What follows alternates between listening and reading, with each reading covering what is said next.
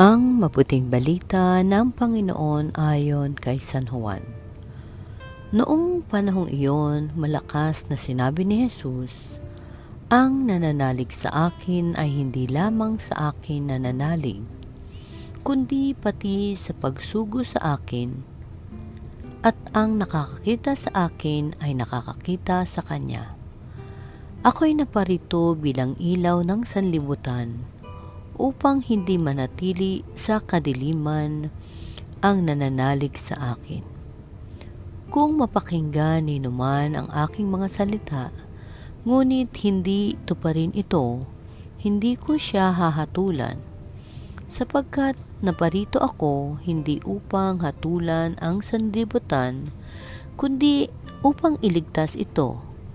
May hahatol sa sino mang magtakwil sa akin at hindi tumatanggap sa aking mga salita. Ang salitang ipinahayag ko ang hahatol sa kanya sa huling araw, sapagkat hindi ako nagsasalita sa ganang sarili ko lamang, kundi ang Amang nagsugo sa akin ang siyang nag-utos kung ano ang aking sasabihin at ipahahayag.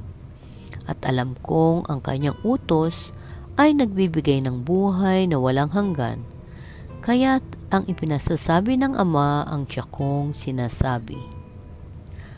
Ang mabuting balita ng Panginoon.